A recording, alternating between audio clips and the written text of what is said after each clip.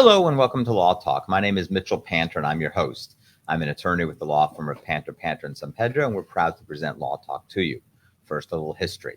So many years ago, my brother Brett Panter and myself had a law firm, Panter and Panter, before it was Panter, and San Pedro, and we wanted to educate people. We wanted to be able to teach our viewing audience a little bit about the law and activities within our community.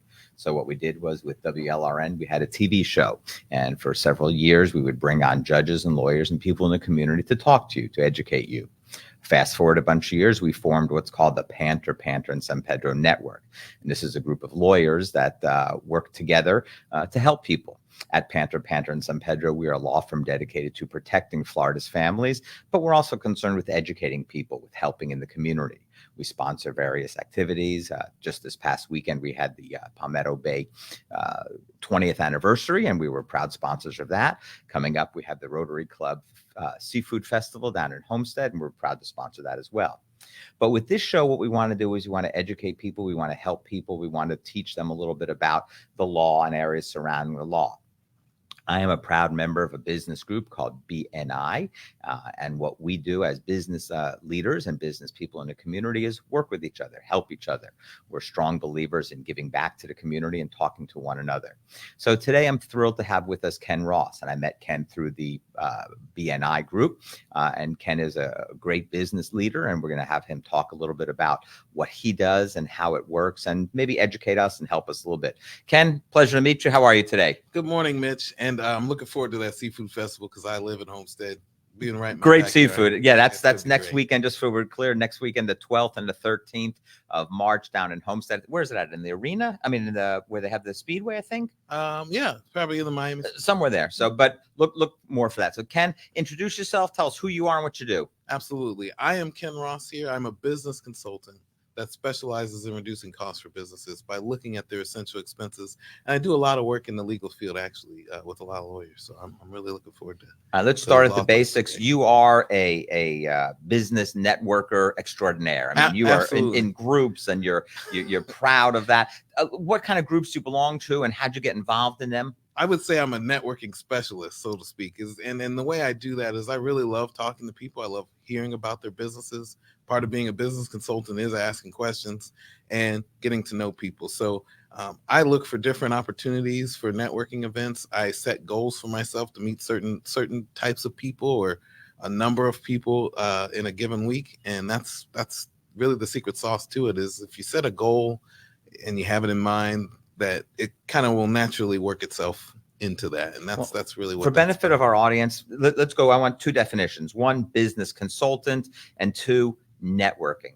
And you can pick either one and go first with them and tell us what they mean to you and how they work and how our viewing audience can learn a little bit from that. Sure, no worries. A business consultant really wants to try to give you some great advice that is specific to your business, right? Not just some general thing. Like, there's a lot of general business advice. There's business coaches out there. I don't want to be a business coach. I want to be a consultant who looks at your particular problems and says, this is what I would suggest you look to do, or maybe here's a person or two I want you to connect with, because that's where the networking side of this comes along, is that since I'm such an avid networker, since I spend a lot of time around different areas, and I'm really trying to connect with them, I get to know those businesses just as intimately as other people's businesses. So when I consult to that, it's like, hey, I think this would be a great fit for you guys. So we formed many years ago what's called the Panter, and San Pedro Network. And literally what we did was we sent out a mailer card to the 8,000 lawyers within Miami-Dade County, and we met individually with each of those people.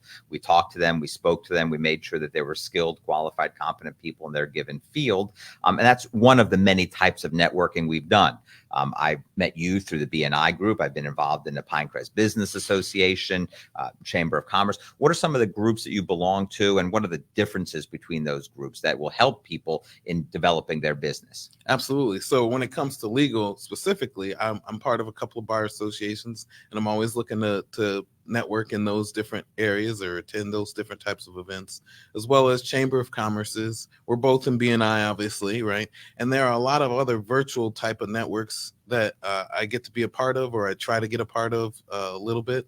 There are some virtual conferences that I'll be doing some speaking Well, it's at. a different world now. You Yeah, even mentioned that word virtual 10 years ago. Yeah, No one knew what that no was. one- What does that mean to you? What's virtual today? And how does that affect the ability to network with people and meet people? It really does kind of shrink the world in some sense. That's what virtual would kind of give you, is that idea, that aspect that you can meet virtually with pretty much anyone. I'm connected to a network of 200 other consultants just like me. We all own a franchise license, and we talk to each other on a regular basis. And that virtual connection is very valuable. I basically know these people like they were, in my backyard, but I see them and they're in their areas doing their things, and I can consult with them. So we have this conversation every week in our BNI meeting as to whether we want to be virtual or whether we want to be right next to each other, talking to one another. I know one of the big things we do in BNI is called a one-to-one. Yes. We've done that with our Panther and San Pedro network. That's how we met our people. Yes. Was a conference, a meeting, a handshake across. What does that mean to you, and how's the difference? And is it better? Is it worse? How does that work out for you? I would say there is a big challenge virtually to do business, right? And it still exists, and I think it will exist for quite some time until people are very comfortable with this idea that you can foster a good relationship, a good rapport with someone virtually. Face to face is always a better way. Having a quick lunch or a quick coffee is always a better way. They tell us in our business that in order to save someone really some money and what I specialize in, it's a belly to belly business, right? You don't want to just, hey, call somebody up on the phone and say, hey, let's do this. We're really excited to look into your expenses and ask you all these uncomfortable questions. It's not something people want to do virtually. Especially virtually. Yes, yeah. It's not something that many people do. All right. Well, I had an opportunity to have a one-to-one with you and meet with you, and you're really an interesting guy. Give me a little bit about a history. I want to learn a little bit about you, Ken Ross, the man. Absolutely. So I was born and raised in Omaha, Nebraska. Go Cornhuskers, number one. And went to school at the University of Nebraska at Omaha, which is actually the sister school to the University of Nebraska, which everyone knows about. We actually have a pretty good hockey team at the University of Nebraska. So that's where I got my degree in computer science, started my career, and actually was an intern before with the largest payment processor in the world, actually not in North America, but in the world. It was called First Data at the time. And so really my world after college was within like maybe a 6 square block radius. I tell people my college, where I went to work every day for the first like 12 years of my career, and where I grew up, kind of all in that same little area there. So it's kind of nice to really foster a good understanding of who I was as a person. And you meet people, and you know people. To this day, you're probably still friendly with those people. Yeah, there's a lot of people that your network, your first network that you had. My first real network, absolutely. All and right.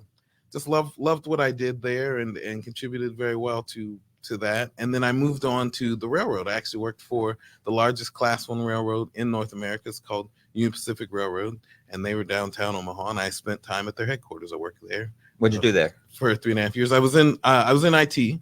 Okay. And I did a lot of what we call analysis of fuel surcharges, right? Okay. That's one of the biggest costs on the railroad. Actually, it competes with employee costs, is fuel. If you can save 10% of fuel surcharges, that's $140 million to wow. a railroad. So okay. That's just one little section of that's it. That's just one part of it. And this is the first, your training of where you're learning to save people money and read and understand what's going on within the industry to help it. I think in some sense, all of my IT career really fits well into what it is that I want to do in business with consulting for cost reduction, because not only did I work for the largest payment processor, I knew about all the different ways that payment processing works. That's one of the categories we do cost reduction on. But fuel surcharges is something that, since the railroad was so stickler about and wanting to understand, it's something I can easily apply to one of the other categories of business, which is fuel. And so, yeah, I think ultimately in the end, the analysis and the detail and that attention to detail is something that I really want people to understand, that with an IT background, with the background that I have. Just a little aside, there's baseball in your family. Tell me what that's all about, because it's a really cool story. Yeah, absolutely. I'm actually related to baseball royalty. So if you know anything about Nebraska sports history, probably the greatest, well, not probably, no, the greatest, undoubtedly the greatest athlete in Nebraska is Bob Gibson, and I'm related to him. I'm his great nephew. Excellent. And we used to go to his house on the 4th of July and on Christmas and have a great time. All right, so take us back to your job now. Law firm. You go into a law firm. What would you do? Let's take Panter, San Pedro. We met and we talked about it. What would you do? How would you do it? How are you going to save me money? Sure. So my process is actually pretty simple for a business owner, but it's very complicated on my end. And that's, I want to get to know your business. So I'm going to ask you some questions. And I know when we sat down, we talked a lot about how your business runs and how it operates, who the type of people that you trust in the different areas of your expenses, and how you actually go about planning on keeping those expenses low. Because if there's an adage, right? There's an old adage, you can plan to fail if you fail to plan, right? Mm-hmm. So if you don't have a plan for that, what are you going to do, right? I have a plan. I can look at your business and I can say, hey, look, for these particular categories, if you really don't have a plan, I have one for you. Well, let's take a few. I've got electric, I've got computer. I don't know if you go into advertising. I've got phones.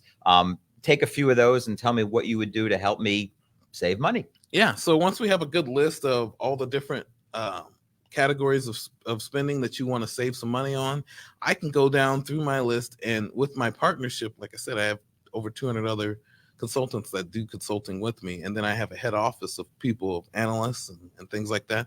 I can look at the categories I specialize in first and say, hey, I can streamline saving money in those particular categories. Give me a few of those categories. What are those categories? Merchant services is one of them, and that's where I told you my background, working for the largest payment processor. And I'm sorry for people that don't know, what does merchant services mean? That's anything that has to deal with payments, like credit cards, point of sales.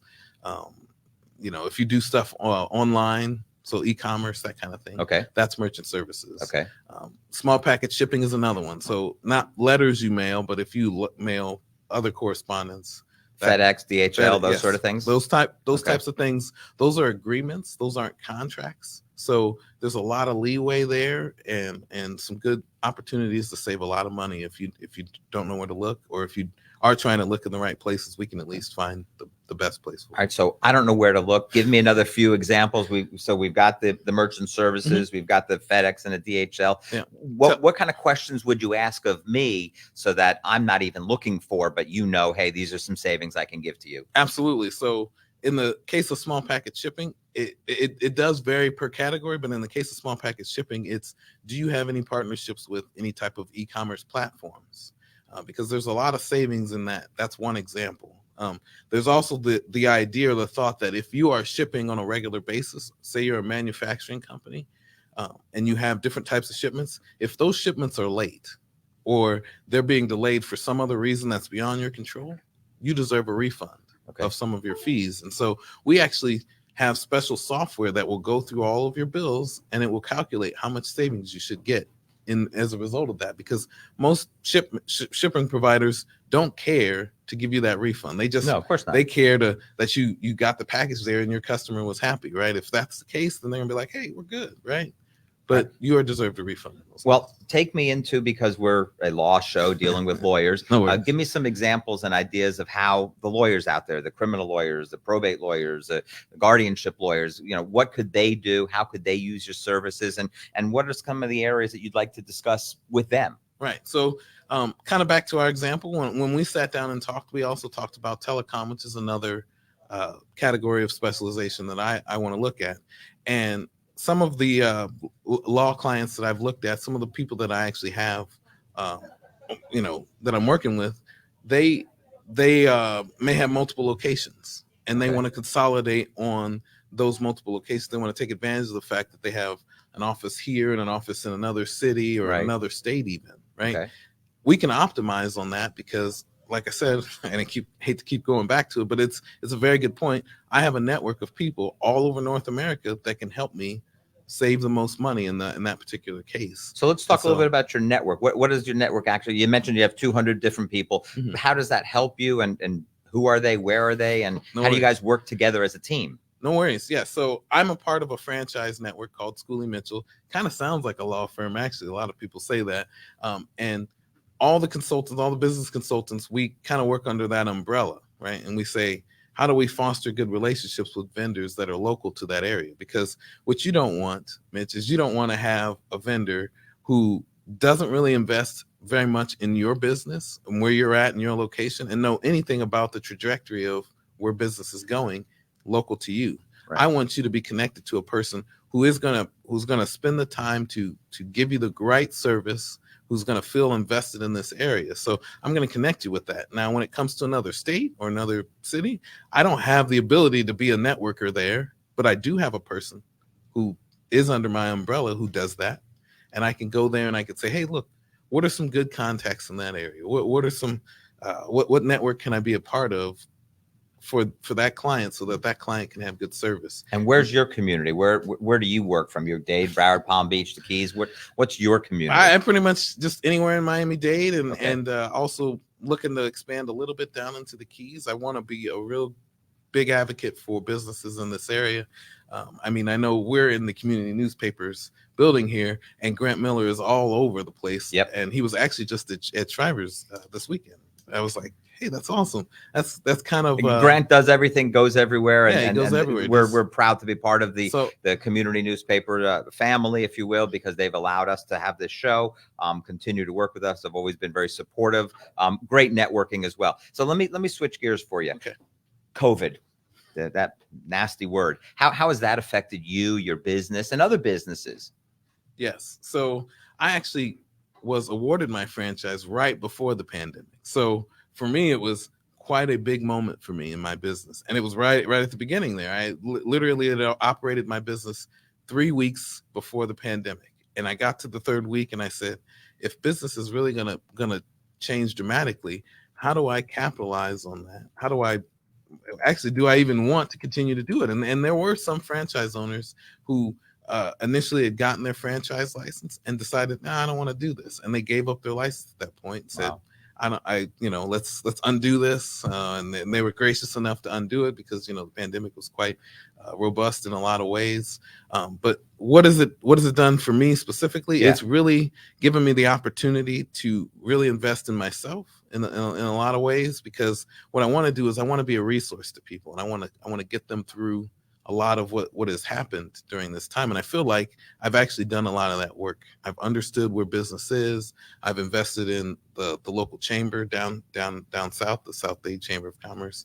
I've spent a lot of time networking with you guys at BNI, Sure. right? Trying to solve some of your issues. I actually taught a lot of folks how to use Zoom or via the phone and via Zoom, Sure. and getting on their Zoom calls and helping them out. So But there's got to be, that's a great example. So we've been lately talking about whether we want Zoom or whether we want 3 or 4 of the other different platforms. So how do I pick the best platform that's going to work for me economically as well as technologically and commonalities that everybody's got it? What's the best one of those? Give us a good help. Yeah, I mean, I guess it really depends on other parts of your business. Zoom is kind of a single solution, right?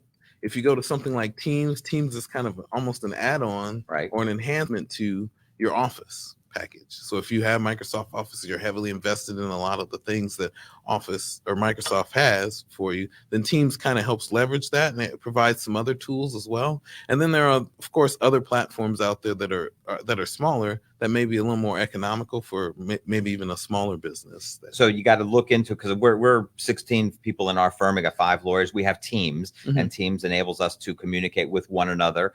Also, our clients, a lot of clients have the Microsoft and have Teams. What would you recommend for your average mom and pop at home kind of business to help them, whether it be a small law firm or even just a general business? I think at first, initially, Zoom is a good option, because most people, that's what they got familiar with when the pandemic started. Was like, hey, I got to jump on this Zoom call. Everybody has the Zoom client installed already. They know kind of how to navigate it. The free version of Zoom isn't a bad version of Zoom. It's just, if you're going to do something where it's going to require more people, that's when you really for a longer time. I think Zoom's got limited. Well, there is a limit. It's 40 minutes for more than 2 people, but if it's just 2 people, you have an unlimited amount of time. So you have to kind of know how to navigate it, right? And that's where I'm coming from. Is a lot of the challenges understanding what each solution has, that's different from each other, and I'm able to at least explain that at some level. So that's what I would say. With something like Teams, though, you're really going to have to invest in a license for Microsoft Office. So if you don't have that, don't worry about spending the extra money to do that. Just use the free version of Teams initially, Okay. and then start evaluating maybe other solutions. If you're really looking to get into an Office product because you're going to have multiple people that you're going to work with and are all going to want to collaborate together, then that would be a good option. There is a cost that you're going to, for anything, but that cost and what that provides you is got to be worth it in the end. So, all right. And that's where we would get you. So I guess the next question would be, who are you looking for? Who can you help? Who is your ideal contact, client, person that you can provide some assistance to? That's a great question, Mitch. I love it because for me, I get to basically tell you what I'm passionate about. And what that means I'm passionate about are people like yourself, honestly, who want to help people in the community. I am, I'd hate to launch into my personal story, but I have a personal feeling that I want people to make a difference in people's lives. And so I want to help businesses that do that. And that's a very robust kind of idea, right? Is like, well, what businesses would that be specifically? Right. Well, one of my best clients is actually a tag agency. It's a family run tag agency, right? Okay. And if you think about getting your tags for your car, right? That could be a very arduous task. It could be something that really frustrates you and it could take you all day. Well, this tag agency has been devoted to serving Homestead for a long time, right? And it's a family run business. I want to help that type of business. I want to help a business that's helping people in the community. Right? So without giving away your trade secrets, you got the tag agency. They're your client, right? Mm-hmm. What'd you do? How'd you help them? How are you helping them in the past, the present, and the future? It's really interesting because I actually just ran into the owner of the tag agency this weekend, and it's a robust thing, right? So not only do I have a good relationship with him personally, right, wanting to help him there, business-wise, I am heavily invested in understanding his processes for how he gets his jobs done, how his employees work, right, and then solving those solutions. So one of the things that I can do that most people don't think that they can do is when you actually establish a relationship with me, I talk to your vendor for you. If you have a problem and it's a big problem, I say, hey, look, I know you're busy. I know you have some time where you could try to settle this, but I'm going to settle it for you. So I will call the vendor. I will send them emails. I will annoy them and say, hey, look, this is a problem for your client, for our client now, not just for your client, sure, but I say for our client, because I don't want to see him upset and not being able to fix the problem that he's having. And he doesn't, and obviously for the vendor doesn't want him to be replaced. He doesn't want to be replaced. Sure. So he's going to listen to client, me, right? He's going to understand it. And he's going to ask me questions, and I may actually be able to answer those questions because I have a relationship with I'm just going to everybody. Tim. Yes, I have a relationship with Tim for that, sure, for that matter, to know exactly what he's looking for and say, hey, look, this is what we need to solve. You don't have to talk to him. You can talk to me. We can get it sorted out. And he's waiting for us to fix this. Well, let me ask the big question then. How do you get paid? Because if you're doing all this work, I don't want to have to bill out. So how can I afford as a small business person to hire you? That's another great question. And I really appreciate that you asked me it. It's one of the best parts of my job is I get to tell people, look, until I put money in your pocket, don't pay me anything. And the way I do that is I optimize on your different categories of business, and we actually split the difference. So for the time that you're dealing with me, if you like what I do and what I'm trying to do for you, we're going to split whatever savings we found based on. So give me an example. Let's go with DHL or FedEx or something like that. So I'm using them, and because I send out my demand packages, I send out my checks, I request medical records, I do all those sort of things, and we use a lot of FedEx and DHL. Mm-hmm. Sometimes we use this, sometimes we use that. My bill is $500 a month on an average. So mm-hmm. So how do you get paid? How do I save money? Why is it worth it? Why should I hire you? Right. So that's a great question. We'll look at that bill, for example. It's $500, let's say. On average, we're looking to save around 25 to 28%, right? Whatever 25 to 28% is, let's say it's $100. We're going to split that, me and you, 50-50. Okay. Right? Over the term that I'm actually looking at, not only your initial savings, but over the term of the agreement that we're in, over that time as well. I'm going to audit all of those things quarterly. I'm going to make sure that DHL is honest in what they presented to us and said, hey, we're looking to save you this much. This is the target. We didn't meet that target. How do we fix that? Either we're leaving that vendor because I'm going to give you some other options, Sure. or we're going to fix it by working with that vendor and saying, So hey, my look, you promised. $500 bill is knocked down to $375 because I saved $1.25, and then I pay half of that to you. Mhm. So what kind of contract do I enter into you, and how do I work with you? Am I don't want to say stuck, but am I